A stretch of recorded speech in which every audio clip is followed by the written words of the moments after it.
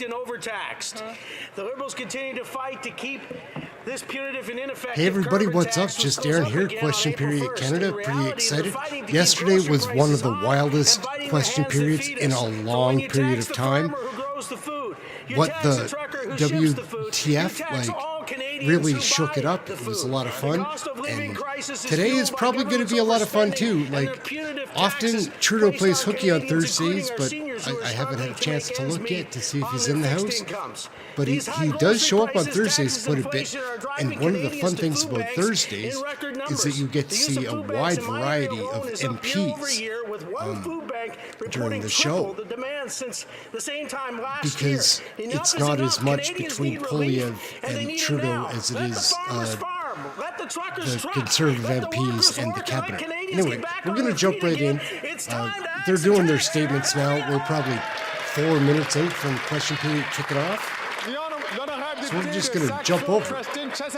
The Honourable Member, Mr. Speaker, did you know that through the Atlantic Canada Opportunities Agency, or ACOA, our government has invested more than $2.6 billion in over 14,000 individual projects since 2015? Today, I'd like to underscore our Francophone community's support, and we have allocated more than $15 million to projects aimed at strengthening their vitality. Our commitment goes beyond mere financial support. ACOA is actively involved in initiatives such as the promotion of Francophone immigration, ensuring the continued growth and prosperity of these vibrant communities. I know that we just got started. Flips, what's up? To this region, especially to supporting Eastern Canada's minority linguistic communities, which are essential.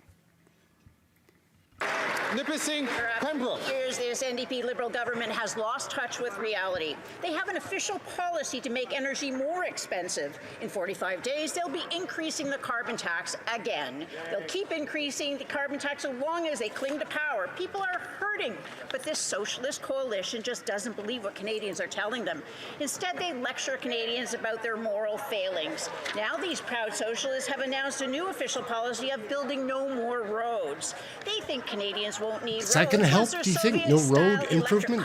Like, not working on our infrastructure? Like, it's pretty important. Won't need cars to buy groceries once their plastic packaging ban makes food unaffordable. They think Canadians won't need food when nobody can afford a home with a kitchen. They think all we need is a tent and a safe supply of heroin. Mr. Speaker, this Prime Minister is not worth the cost. L'honorable député de Chicoutimi-Le-Fjord. The Honourable Member. Mr. Speaker, after 8 years of this government, the cost of rent has doubled and real estate prices are 40% higher than incomes, giving Canada the worst record in the G7. Yet, we have the largest land. It is a sad track record. In 2022, Canada built fewer homes than in 1972. We need incentives to Grumman with Greg. Hey, what's up? The building of houses across Canada. And to do this, we're asking the government to establish a logical housing strategy. We need incentives and federal bonuses like we see in Saguenay, Trois-Rivières, and Victoriaville. They should not penalize small municipalities. Cool. Send me a link in my email. Or we should actually incentivize them if they exceed their objective of 15%. We need a common sense plan.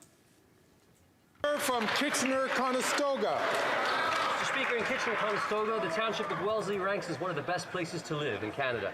There's a close-knit bond forged among neighbours and a sense of community and meaningful relationships in every aspect of daily life. Small and rural townships hold an undeniable charm, encapsulating the essence of tranquility and interconnectedness with nature. With living in a rural community comes the challenge of a different type of connectivity, internet. It was crazy yesterday, guys. Like, yesterday was one of the most entertaining. I've been watching a lot of this stuff, like, every day for 6 months or so, and yesterday was pretty wild. Hopefully today will be as entertaining. Trudeau's not going to be there, but they're going to go harder at the Liberal cabinet because of that. I got a feeling. These scandals are just out of hand, right? Like, oh, let's get some likes going. That helps before we get the main show on the road. with the If world. everybody as can their give a little customer. like, thank you. That'd be great. The If you honourable like this member stuff, if from you don't, Churchill, then Kiwatanuk, that's fine. Aski. Canadians are horrified as they witness in real time the killing of over 28,000 She's got a funny voice. 67,000 injured, and millions displaced. Hey, Norm, what's up? This week's attack on Rafah, a refugee camp, is a clear sign that the far-right extremist government of Netanyahu will stop at nothing. President Biden, the Prime Minister, and other leaders asking the government of Israel to protect civilian life in the face of genocide has become farcical. Canada's latest Mike, joint what's up? statement in favor of an immediate ceasefire means nothing without concrete action. It's time for Canada to cut off the supply of arms to Israel, stop the political legitimization of the Netanyahu Scandalicious government, indeed. reinstate funding for UNRWA, the only ones who can do the life-saving work needed, support the UN and UN agencies, and support the establishment of a Palestinian state. History will judge us not by our words, but our actions. This government is not on the side of peace and justice, but rather complicity and genocide. It's time to act. L'honorable député. The honourable member for Abitibi Bay James Nunavut EU. Sorry.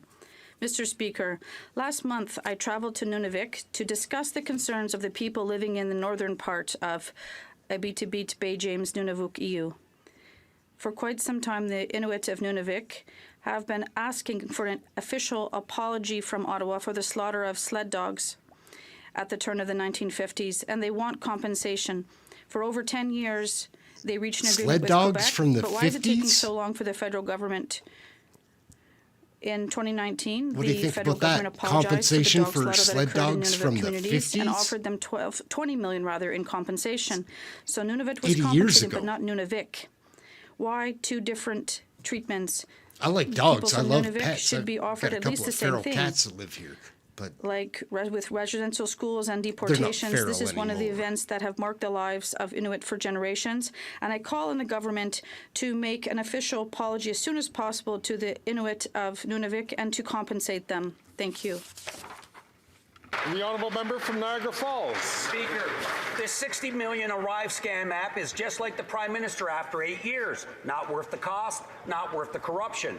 The Auditor General's Baldolini report is and pretty its good. shocking findings are truly a metaphor for 8 years of liberal mismanagement, incompetence, and utter disregard for hard-working Canadians.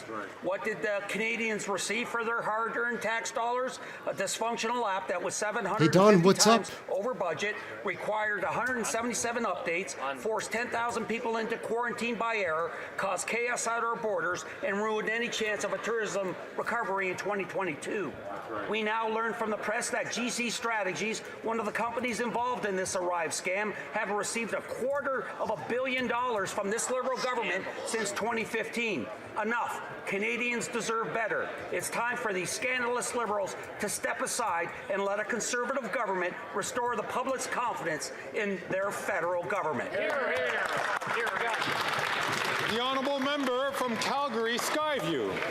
Mr. Speaker, a strong entrepreneurial spirit exists across the prairies, and from small towns to big cities, there are ample opportunities to continue and grow and diversify our economy that leaves no one behind. Our government is making strategic investments to help businesses and communities get their projects off the ground, scale up and share with the world what the prairies have to offer. Whether it's greening our economy by building zero-emission buses at New Flyer Industries in Winnipeg, diversifying my hometown of Calgary's economy, and training workers with the creation of the Aerospace Innovation Hub at the University of Calgary, and the expansion of the pilot training program at Mount Royal University, or strengthening nuclear and clean mining supply chains in Saskatchewan. Prairies Can is there to support the economic powerhouse of the prairies. I find Cahal a goof. Never a fan. He always... Oh, here we go. Yes. Pierre Poilievre up in the batter's box. The Always with Conservative the Party French, is though. focusing on its common sense plan to cut taxes, build houses, fix budgets, and stop crime. The Prime Minister is not worth the cost or the corruption of Arrive scam. The RCMP is investigating, and the Auditor General did, and the AG met with the police and said there would it would take a court order to get all the documents. Will the Prime Minister produce all the documents to the RCMP and the AG so that we can know the full truth? The Honourable Minister of Public Services and Procurement. Thank you, Mr. Speaker. And our colleague is right to point out the important work done by the Auditor General. She tabled a damning report on Monday. We acknowledge that. Steps have been taken and more will follow soon. That said, all the information is transparent and shared with the RCMP, among others. The Honourable Leader of the Opposition. Auditor General said after she exposed the Arrive scam with this $60 million in spending she's been able to find, she says the RCMP, whom she just met about the scandal, will now have to go to court to get a production order to get all of the documents that the Prime Minister is covering up. If the Prime Minister really has nothing to hide in his Arrive scam affair, then why won't he release the documents to both the police and the parliamentary committees investigating so we can get to the bottom of this scandal? The Honourable Who's up Minister first? for Public Works and Thank you, Mr. Speaker. Oh no, Duclos is so bad. The work of the Auditor General, our colleague wouldn't certainly want to pretend that she's not able to do her job. Her integrity and her independence are essential to the work of the government. We are grateful for what she does, and we're grateful for what she will be able to continue doing. Would you want to be alone in a room with that guy? The Honourable Leader of the Opposition. Ever? Well, actually, she pointed out that she can't even total up the full cost of the Arrive scam app because many of the documents were still hidden from her, either because they've been destroyed by corrupt Liberal government officials or because the Prime Minister is having them hidden. And now the RCMP will have to get a production order to get all the documents that are being deprived of the parliamentary committees investigating. So once again, a simple yes or no question. Will the Prime Minister hand over every single document that refers to the Arrive scam or GC strategies? Yes or no? Yes or no. I love when he does that. It's so trapping. Mr. Speaker, the Leader of the Opposition knows very well that our government is collaborating with parliamentary committees. The Office of the Auditor General, the Border Services Agency is doing an internal review and investigation with respect to many of these matters, and officials have from the very beginning referred to the RCMP any and all information where they think it might be appropriate for the RCMP to investigate. The government will always cooperate with these lawful authorities to ensure that they can do the work that Canadians properly expect them to do. Always will. The Honourable Leader of the Opposition. Mr. Speaker, the Arrive scam scandal is so bad that even former NDP leader Tom Mulcair has taken note. He said, but with the revelations of the past few days, I have to face the facts. This is the first major Canadian political scandal since the sponsorship scandal, and it's likely to be even bigger. Given that the NDP's own former leader is saying this Prime Minister is not worth the cost or corruption, why are they keeping him in power? The Honourable Minister for Public Safety. Mr. Speaker, on this side the law, of the House, right? we thought that level of exaggeration would be exclusive to the Leader of the Opposition. I can't speak for Mr. Mulcair. What I can tell Canadians, Mr. Speaker, is that the government takes these circumstances extraordinarily seriously. We accept the recommendations of the Auditor General. We have at all times worked with parliamentary committees and senior officials to ensure they have the tools necessary to investigate these matters and, of course, to hold to account those that may have done something inappropriate. Something inappropriate? Speaking of $250 million. Mr. Speaker, yesterday the Minister of Housing unleashed a vicious attack on himself. He said the Liberal government is presiding over what he called a generational moral failure because so many people cannot find a place to live. A record number of 30 different homeless encampments in Halifax alone, his home province, after his Prime Minister doubled housing costs. Given that they admit they've caused this moral failure, will they reverse the policies that caused it and start building homes instead of bureaucracy? You're gonna have me next. Mr. Speaker, I'd like to remind my colleague that on this side of the House, we support and work with the mayors in Quebec and the municipalities. On this side of the House, unlike when he was Minister of Housing, we're building actual housing units and we're working with Canadians to put roofs over their heads. Thank you, Mr. Speaker. The honourable member for La Prairie. The $60 million wasted on ArriveCan is just the tip of the iceberg. We now know GC Strategies, a company of two guys in a cottage, snagged 140 contracts worth $258 million under the Liberals. These same two rotten apples under the name TRUDEAU nabbed 9 contracts worth $3.6 million under the Conservatives. Imagine 20 departments involved and $260 million in IT contracts to two guys who don't even do any IT work. When will there be an expanded investigation into the awarding of all these contracts since 2010? The Honourable Minister of Public Services and Procurement. Thank you, Mr. Speaker, and I'd like to thank my colleague for reminding us of the very difficult context we went through a few years ago. You don't even need to listen to him. The largest pandemic in a century. Would you want to be caught dead in a room with a guy like that? In economic Not for activity a minute. were lost. We had to act quickly. Not for a minute. And that was the main priority. That said, it's not an excuse and is still unacceptable that public servants didn't do their job properly. The honourable member for La Prairie. The Liberals are still looking for excuses when they should be looking for culprits. There needs to be an investigation of all contracts, but there also needs to be a clean sweep at the Border Services Agency. It makes no sense that an $80,000 app turned into a $60 million scandal without anyone cluing in. It makes no sense that public servants attended dinners and whiskey tastings with suppliers without a single supervisor twigging. This is a systemic problem. Is the government going to put CBSA under third-party management? The Honourable Minister of Public Services and Procurement. Thank you, Mr. Speaker. Our colleague is quite right. There needed to be an investigation, and that is precisely what the Auditor General did in recent months. She was able to use all the information, and rightly so. We're very grateful for her report. Of course, we're very shocked by what it revealed, and that's all the more reason to put in place the important recommendations she made.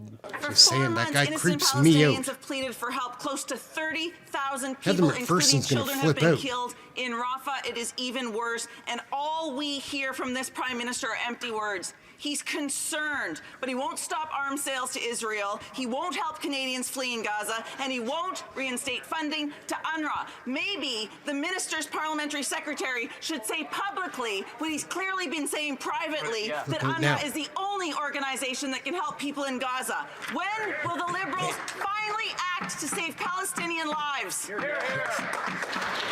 The Honourable Minister. I don't mind McPherson, but her questions are always the same. The NDP would consider the first Western government to move on humanitarian aid to not be enough. Only the NDP would think that adding an additional $40 million to get even more aid to the Palestinians is not enough. Only the NDP would think that us bringing like-minded countries to call for an immediate ceasefire is not enough. We've called for no military action in Rafah to protect 1.8 million civilians. We will take no lessons from the NDP on this. That's a lot of life for a zombie. Like, Husin is brutal, I find. Mr. Speaker, being a parent is hard work. It can be exhausting, and people shouldn't be punished for having a family. But new parents who are laid off through no fault of their own before, during, or after parental leave are denied access to the regular employment insurance benefits they paid for. Women still do most of the unpaid caregiving work for Canadian families, so this disproportionately affects them. It's a clear case of gender discrimination. New moms shouldn't have to cannibalize their EI benefits to get a mat leave, and the government shouldn't have to wait for a court order to do the right thing. So when are these Liberals going to get the job done and end this discrimination against women? The Honourable Minister for Development. Mr. Speaker, I appreciate my colleague's advocacy on this important issue. We have spoken about the ongoing work of modernizing our EI system, and our government continues to make progress on this. As my colleague is aware, Mr. Speaker, this particular issue is before the courts. But, Mr. Speaker, make no mistake, we are supporting families, we are supporting parents, we are supporting women. Let's look at our child benefit, look at $10 a day childcare, look at all of the improvements we've made to the EI system, making sure that parents have more access to this. Mr. Speaker, we're going to deliver for families, we're going to deliver for women. That's what we're here to do. That's exactly what we're going to do. Such a geek, right? Bolson is a joke. Mr. Speaker, the housing minister was warned that his policies would cause a massive shortage, is in hot water again because he admitted to the Finance Committee that his $4 billion Housing Accelerator Fund doesn't actually build any houses. 0 houses, 0 apartments built, and he even admitted that it wouldn't lead to future construction. So will he follow my plan, my common sense plan, which will encourage the municipalities to create more housing units? Honourable Parliamentary Secretary. Mr. Speaker, the housing crisis requires a cooperative approach. What is the opposition leader's approach? He insults mayors in Quebec City, in Montreal, and all across Canada. Engage in a serious housing policy, Mr. Speaker. The Accelerator Fund, which he points to, is incenting change at the zoning level municipally. That is critical if we are going to see more supply. It's absolutely vital that we see more supply because that's what underpins the housing crisis in front of us. He is not serious. The Honourable Leader of the Opposition. Together with municipal politicians to block housing. In fact, this housing minister, who when he was immigration minister was warned his policies would lead to a massive shortage, and yet it went ahead with them anyway, made some incredible admissions yesterday at Finance Committee. He said, 1, that his $4 billion accelerator fund has not completed any homes, and 2, quote, it doesn't actually lead to the construction of specific homes. Why doesn't he instead follow my common sense plan to link municipal funding to housing construction so we can build homes and not bureaucracy?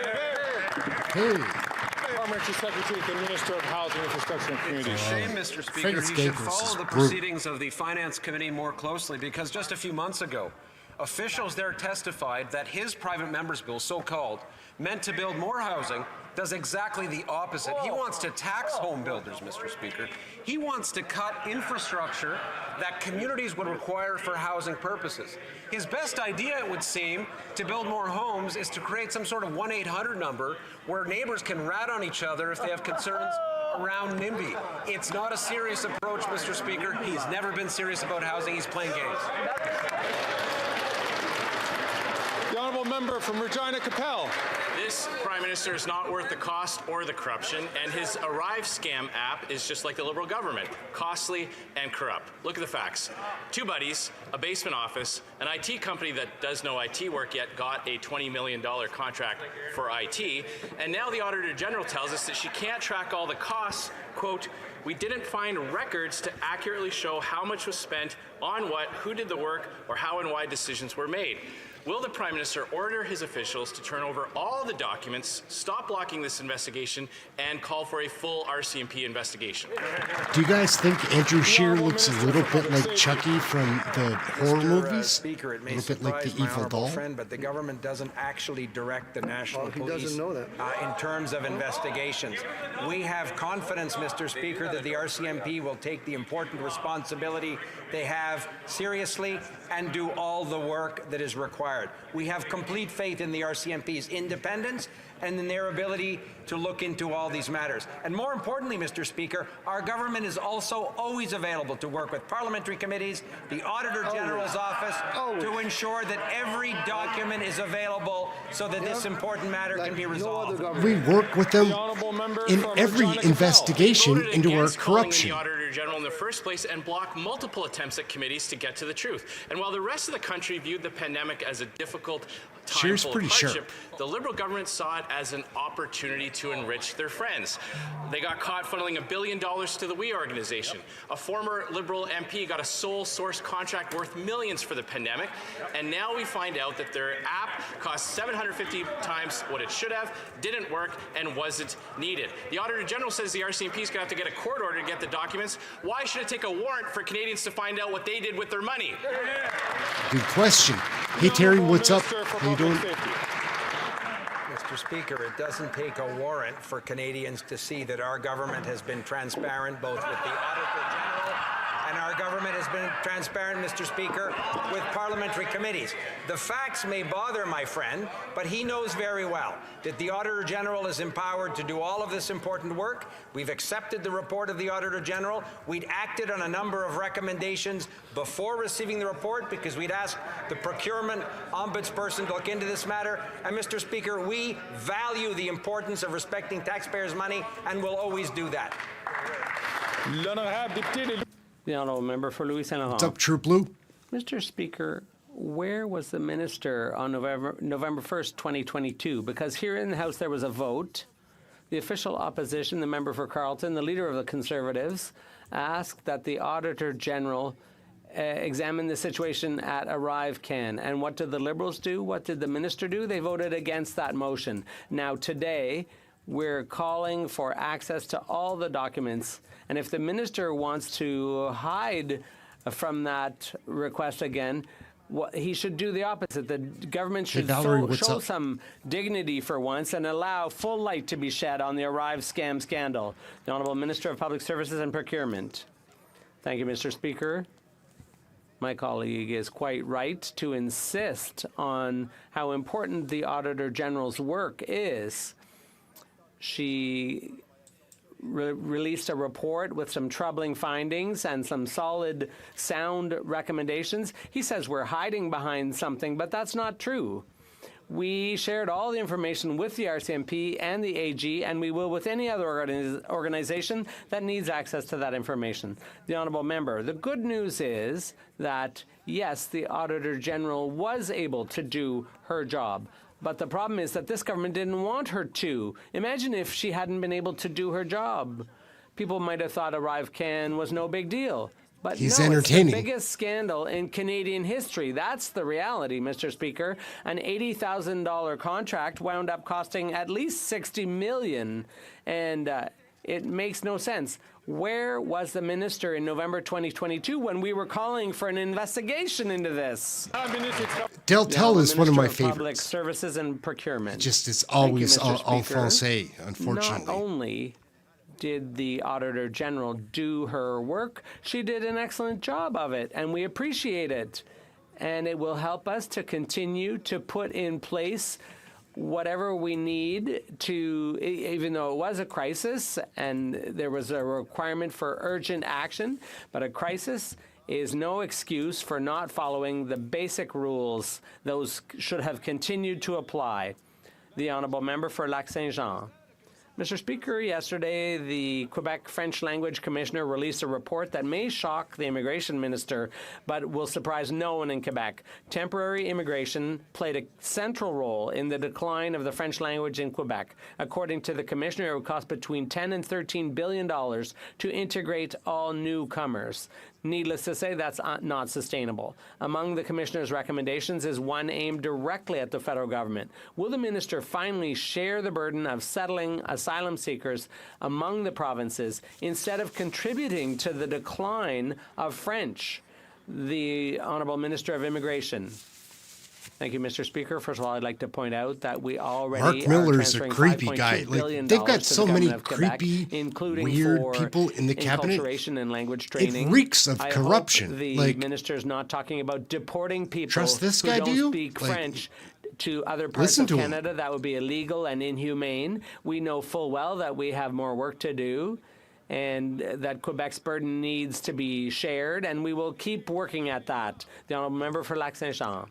That's not credible. Those answers are not believable anymore. The commissioner went even further and proposed that the federal government redistribute asylum seekers among provinces on the basis of their language. Ottawa could encourage people with a knowledge of French to stay in Quebec, or, as the Bloc proposes, to head for French language minority communities. As for Anglophones, Ottawa could encourage them to move to an English-speaking province. That would facilitate their access to the job market, in addition to reducing the cost of language training.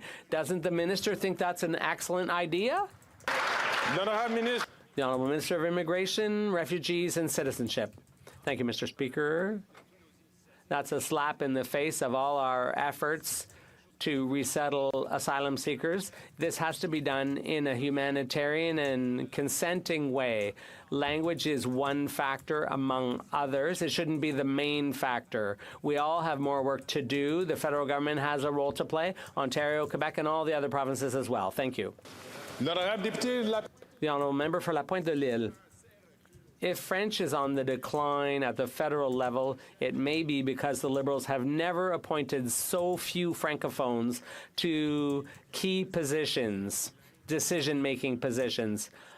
Of supposedly bilingual positions, only 21% went to Francophones last year. That's the worst record since 2015.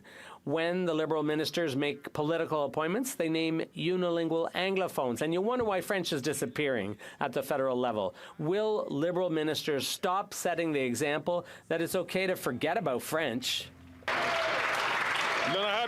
The Honourable Minister of Transport.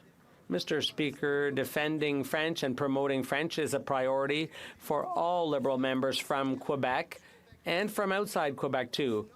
We made a lot of appointments to ensure that there are more women and Indigenous appointments, and we're doing more for French, and we're going to do more to promote Francophones. And why is that? Because it's fundamental to us. So while the Bloc is bickering and picking fights, we proceed with what needs doing, and that is appointing more Francophones. Mr. Speaker, the Prime Minister stated that his Arrive scam app will cost taxpayers $80,000. But in fact, it's 750 times more, over $60 million and climbing. Now, committees studying this scam have heard evidence of forgery, fraud, obstruction of justice, and breach of trust by government officials. The Arrive scam is just like the Prime Minister, not worth the cost, not worth the corruption. Will the Prime Minister finally stop the cover-up and join us to call on the RCMP to expand the investigation? So that's Larry Brock. He's a big-time lawyer that got into politics last term. Is correct to pointing to the He's a stud. Work of parliamentary committees, which are called to do valuable work to support that of the government in making sure that even in times of crisis like the pandemic, proper rules are followed and known and monitored by all public servants, including those at the CBSA. The honourable member from Brantford Brant. What a complete, insincere answer. And it's a fraud on the Canadians. Since the Prime Minister took office, over $250 million have been given to GC Strategies, two guys working in their basement. $20 million alone for the Arrive scam. Criminality is rampant, with evidence committee has recently heard. The Arrive scam is just like the Prime Minister, not worth the cost, not worth the corruption. Fleeced taxpayers want an honest answer.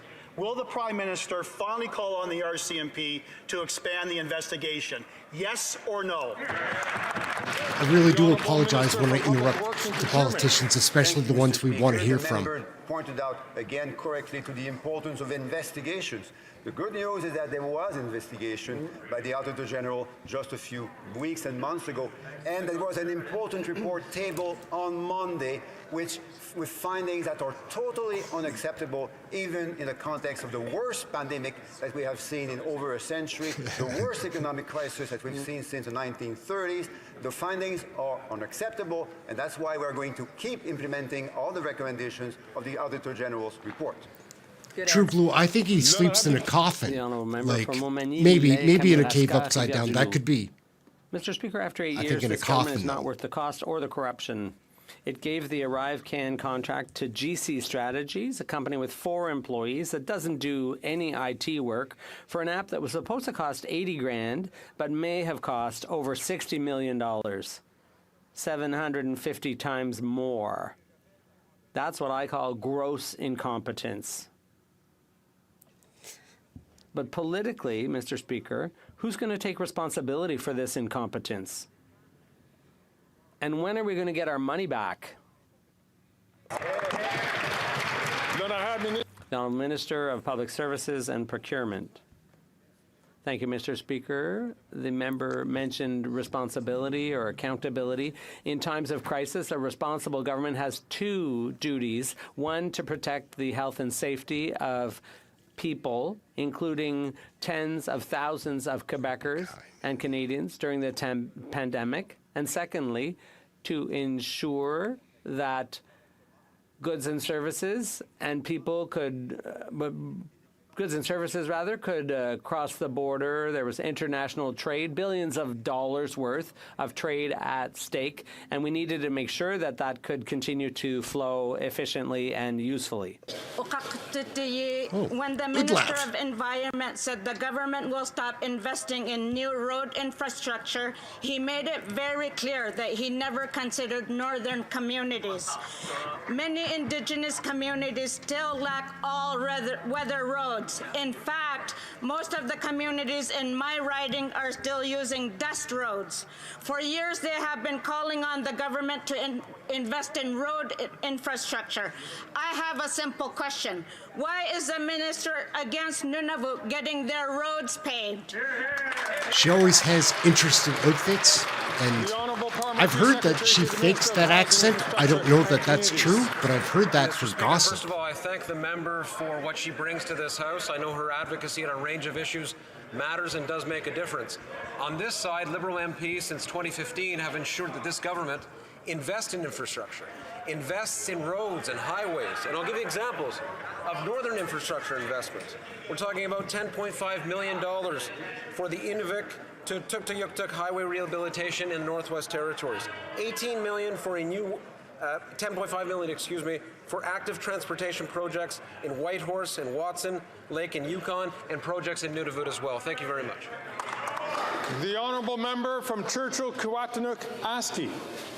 Mr. Speaker, the Minister of Environment's recent comments that the Liberals have stopped investing in new road infrastructure and that the current system is perfectly adequate to respond to Canadians' needs is anti-Northern and anti-Indigenous. It's a death knell to isolated communities like Wasagamak, St. Teresa Point, and others who've been forced to call states of emergency because climate change has made their ice roads unreliable.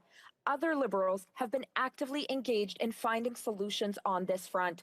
Will the Minister of Environment retract his comments, work with his colleagues and First Nations to build the all-weather road access they desperately need?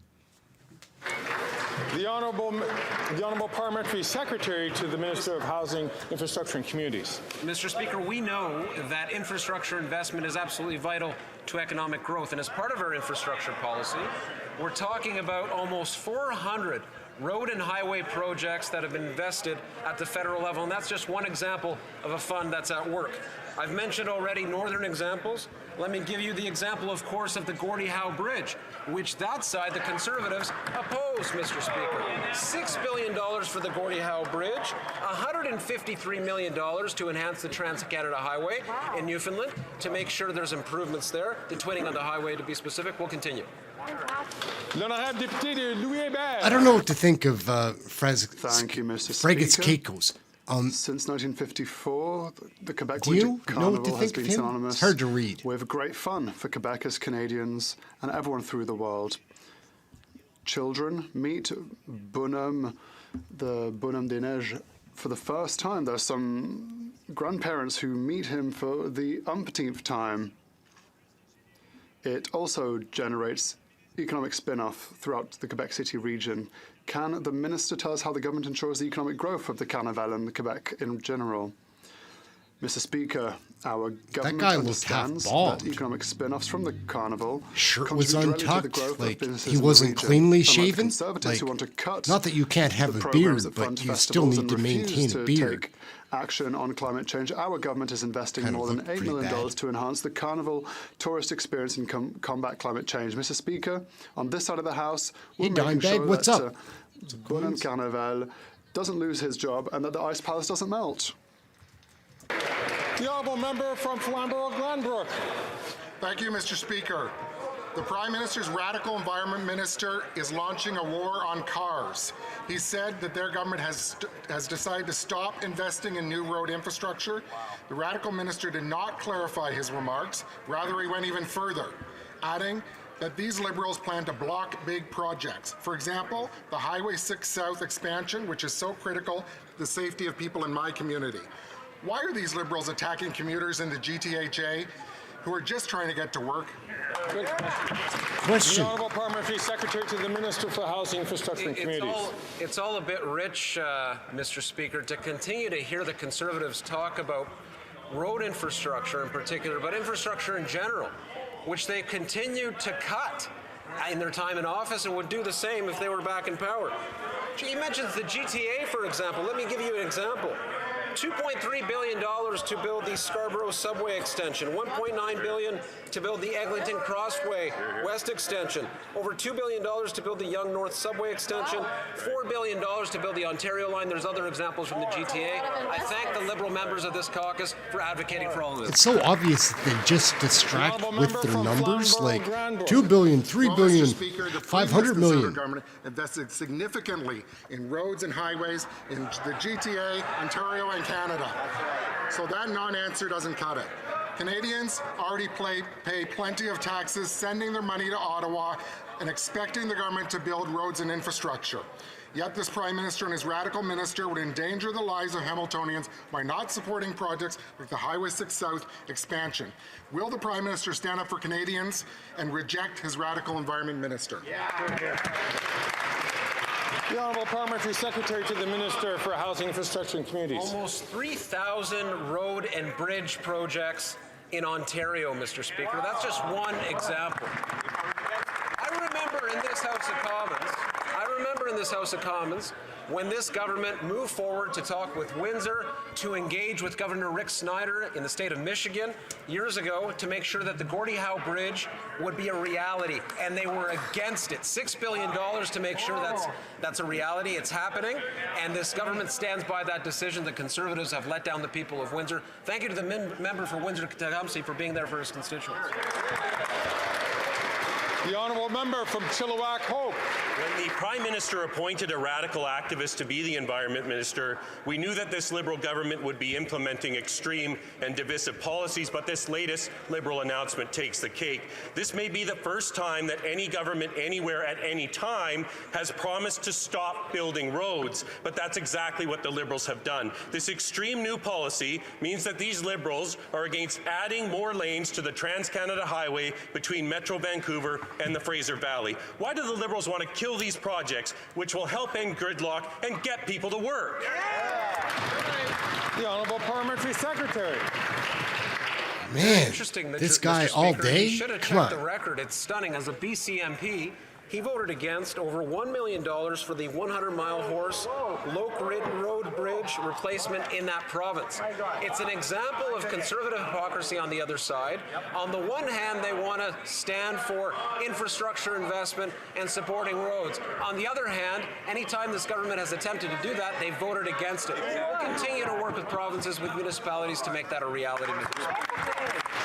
The Honourable Member from Chilliwack. Thanks, someone's. This radical minister made it very clear that this Liberal government will no longer allow funding to go towards building roads. And it's no surprise that a guy that scaled the CN Tower or climbed on top of a premier's roof would come up with an extreme policy like building no more roads in this country. We need a strong road network to move our goods, to get our kids to school, and to get our workers to their jobs. So when will the Prime Minister condemn this radical policy from his extremist environment minister and stop punishing Canadians who need to drive their cars to live their lives? Okay, that's pretty good. Good on him. He got wound up. The Honourable Parliamentary Secretary to the Minister of Housing, Infrastructure and Communities. More slogans from the other side, Mr. Speaker, more slogans. And you know why it's a slogan, Mr. Speaker? Because there's no sincerity. And there's no sincerity because they want to cut funding to cities. They want to cut funding to towns. Every time we've put measures on the table to make sure that municipalities are better supported and provinces are there with us, they've stood in the way of that. I've given examples here today, the Gordie Howe Bridge in my province. I just gave an example from his province. He's let down his constituents in the approach that he's taken. It's not a serious approach. It never was, Mr. Speaker.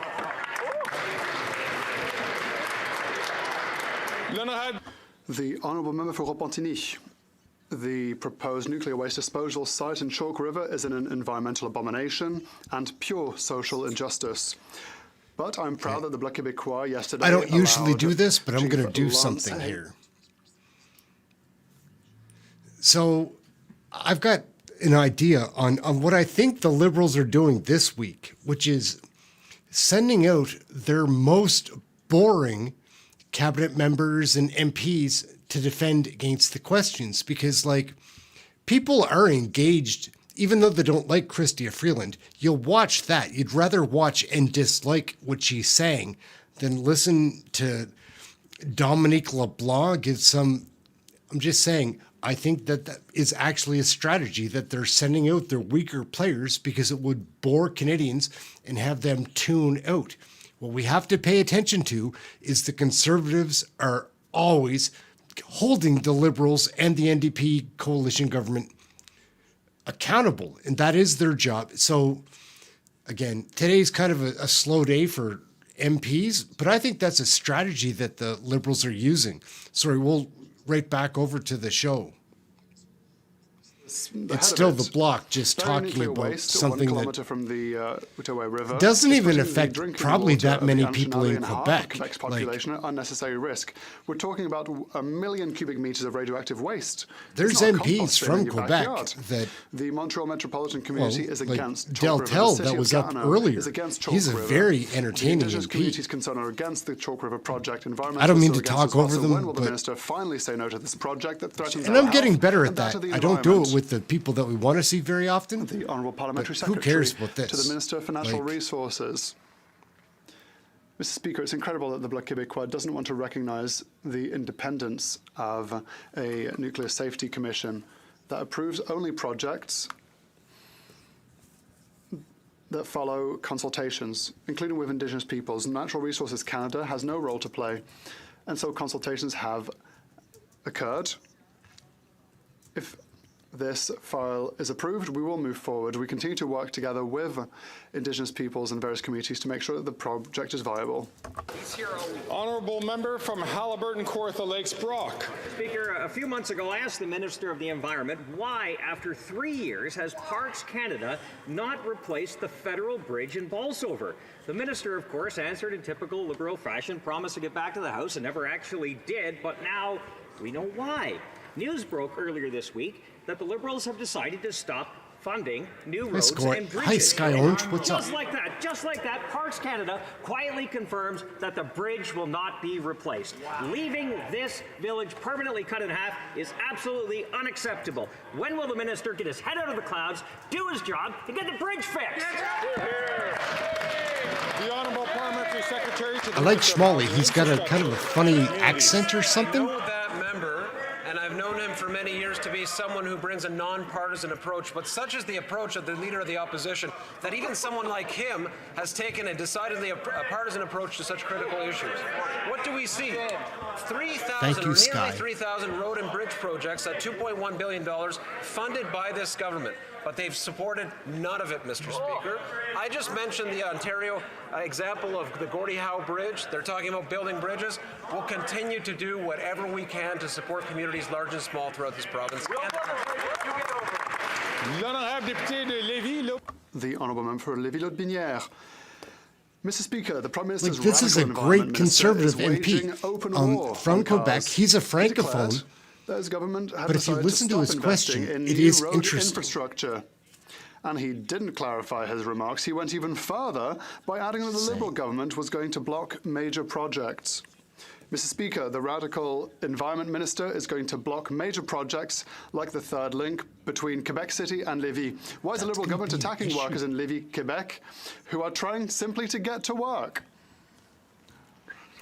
Like I say, the Honourable nothing Leader against of the House of French Commons. or French people or member Quebec. across the I do not way like the knows full well bloc, that though. this government, Just saying. over our time on this side of the House, I dislike has Steve McKinnon invested more than the billions bloc. upon He's a billions loser.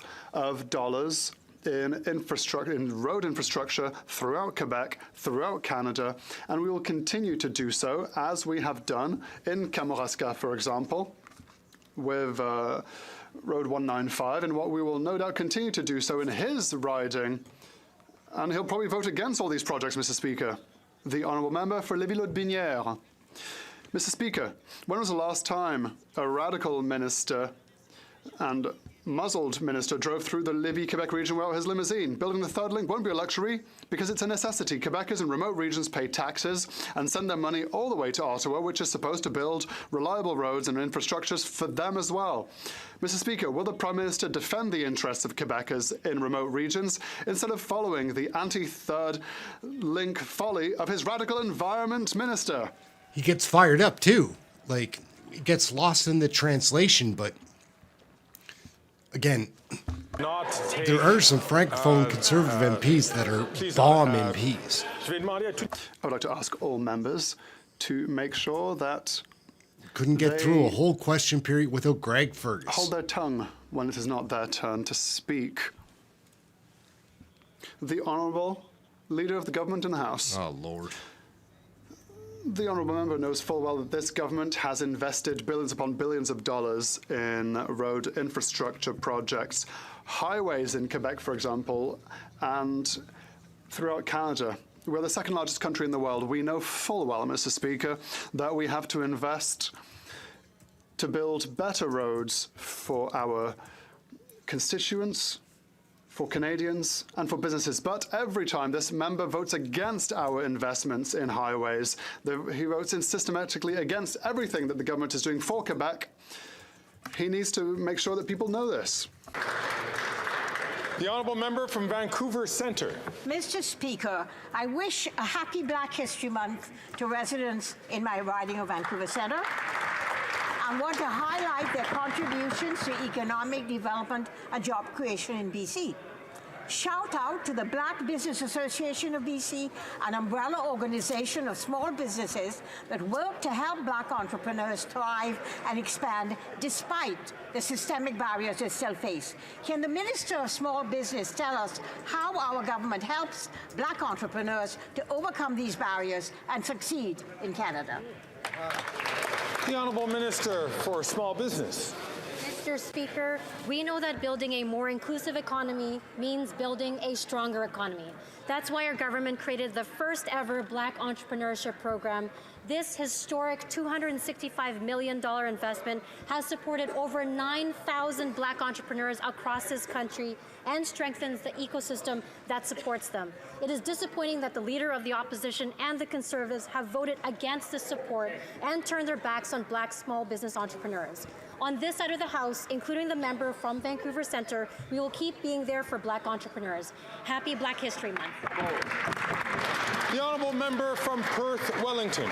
Mr. Speaker, the Prime Minister easily found $60 million for his ArriveCan app, but he still wants to quadruple the carbon tax on gas, groceries, and home eating. While the typical Canadian family will pay $700 more to put food on the table this year, this Prime Minister is raising the carbon tax by 23% on April 1st. After 8 years of this Liberal NDP government, more and more Canadians are struggling to make ends meet and to pay for food, heat, and housing. Notice this the Prime Minister is section. not worth the tax, worth the cost or the tax. Will the Prime Minister give Canadians some relief and axe the tax? Yeah, I think Nader's stock must be rising because he didn't speak in Parliament for 6 months and he's been up there 3 or 4 times now. Oh no. Want to take money away from Canadians. We're putting money back in the pockets of Canadians with rebates. So I have a question for my honourable friend. Will you cut the $1,100 for Ontario families? Or how about the $1,800 for Alberta families? How about the $1,200 that Manitoba families are going to get back? You want to deny climate change? You want to cut rebates for Canadians. That doesn't sound like common sense to me. Make it stop. Like, Anand is awful. The honourable member from South Shore, St. Margaret's. Yes, Prime Rick Minister's Perkins. NDP Liberal friends got rich turning the Arrive Scam app into a $60 million grift for an $80,000 app. But if hurting taxpayers for personal gain of Liberals wasn't enough, now this Prime Minister is going to increase the cost of everything on April 1st when he increases the carbon tax by 23%. Nova Scotians will pay $2,100 more than they get back for this carbon tax. After 8 years, this Prime Minister is not worth the cost. So when will Liberals stop hurting Canadians and axe the carbon tax? Later, someone. Rick Perkins I find entertaining. Anand is a witch. In 2023-24, Ontario, $976, Alberta, $1,500, Saskatchewan, $1,300, Manitoba, $1,000, Newfoundland, $900, Nova Scotia, $700, PEI, $700, New Brunswick, $500, Mr. Speaker. These are rebates, and the Conservatives want to... Oh my God. Anand is awful. Like, she's giving us material, though. Order, colleagues. Order, colleagues. The honourable minister has 12 seconds left on the clock. What is she going to say in 12 seconds? She doesn't even want her time. It doesn't make sense. It's not common sense to deny climate change and to cut money from Canadian families.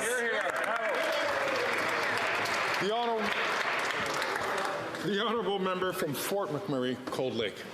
After 8 years of this Liberal Prime Minister, costs are up. Already a typical family of four will pay $700 more in groceries in 2024 compared to last year.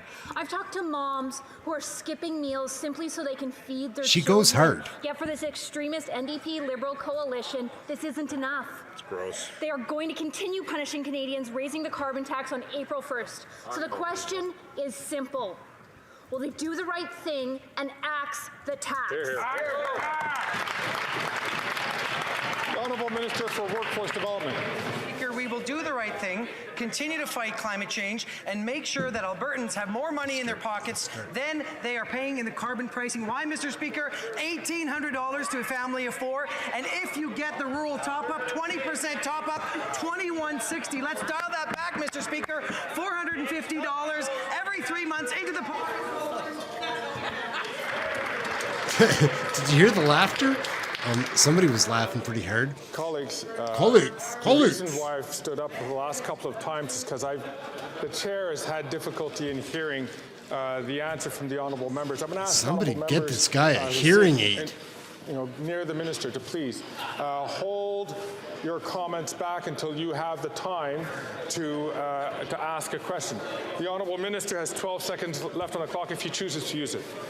Mr. Speaker, I choose to use the 12 seconds because Albertans need to know falsehoods from the Conservatives don't pay the bills. Canada carbon rebate helps. That's why we put it in place. Whoa. The honourable little member geek, from like little nerd. Nothing wrong with being a nerd or geek, but communities are good for everyone. In my riding, sometimes you get called that when you are one. By Norbert Morocco has been operating since 2007 and continues to help my ridings like mine and Canada a better place to live, work, and to raise a family. A key ingredient for any successful business, of course, is drive and determination to grow and keep building on past successes. Anyone who's met Norbert knows that his business has that in spades. Can the Minister of International Trade share with this House how our government is supporting businesses who want to grow and expand their businesses for new markets? Thank you, Mr. Speaker. The Honourable Minister for International Trade. Mr. Speaker, Canada is a trading nation, and our businesses create great jobs for our She's workers. evil. While Just the saying. Conservatives I know. vote against the trade agreement with Ukraine, we will keep helping businesses grow with confidence. And what a success story this is. A Canadian company selling internationally. Our government is making those investments to open doors, and in this case, open blinds. On this side of the House, I'm proud to work with member from Humber River Black Creek, and I want to thank her for her incredible leadership as the chair of the Trade Committee, and I hope this business is going to consider exporting to Ukraine. That's a wolf in sheep's clothing, just so you know. The honourable member from Edmonton Griesba. A new report on rent prices across Canada confirms what Canadians already know. Rent prices are skyrocketing while real estate CEOs are making record profit. And which city had the rental prices go up the fastest? Well, my city of Edmonton. And that's because the Liberals are leaving it up to Danielle Smith and corporate developers who are failing to build the homes that people can actually afford. Mr. Speaker, when will this government act to lower rent so people in Edmonton have a place to call home? The Honourable Parliamentary He looks like Bobby Lee, right? Like, I can't help it, but he does every time. $470 million, Mr. Speaker. That is the amount that the federal government has allocated through, among other things, the Canada Housing Benefit, which was recently topped up. We will continue to support Canadians going through a difficult time and make sure that we are working with different orders of government to ensure that that outcome is a real one, a lasting one, a meaningful one for Canadians who are challenged right now. I would also point to other measures that we're taking to ensure more homes are being built, lifting the GST off of purpose-built rentals, for example, making sure there's low-interest loans that are available to builders. That is how we get more supply on the market. The Honourable Member from Saanich Gulf Islands. Thank you, Mr. Speaker. On Oh, Monday, yes. February I like 26th, the Elizabeth. 13th Ministerial of the World Trade Organization will open in Abu Dhabi. And amazingly, just I can't 8 help weeks it. ago, that I'm same weak. country closed on an ambitious climate agenda from COP28, referred to as the United Arab Emirates Consensus. Will this government use that synchronicity, get in there, and make sure that the 13th Trade Ministerial is a climate ministerial that makes the WTO back off climate deals and let us do the work to deliver on Paris commitments? The Honourable Minister for International Trade. I want to thank the honourable member for her advocacy, particularly on the environment. Canada is a trading nation, and later this month I will be representing Canada at the World Trade Organization Ministerial. And as a trading nation, our businesses and our investors and our workers depend on a rules-based trading system with the World Trade Center at its core. While there, I will continue and always fight for climate change while we grow the economy and create great green jobs. So I want to thank the honourable member for that important question. I look forward to making sure that Canada continues to do the work of fighting climate change. Bravo. And so brings to the end of question period for That's today. going to wrap up But this episode of Question Period. It's pretty fun. Some entertaining moments. That Jean-Yves Duclos, I find to be such a creepy guy. I can't be the only person. The way he moves his hands and speaks, especially in English, it doesn't seem as bad in French, but what else was going on? Del Tel is a stud in the Conservative Party, but he's a francophone, so we don't get to hear from him in English often enough, which is too bad. Besides that, it was a lot of Peter Fragus-Catos, and he's such a dud. I do think that they're trying to put the fire out.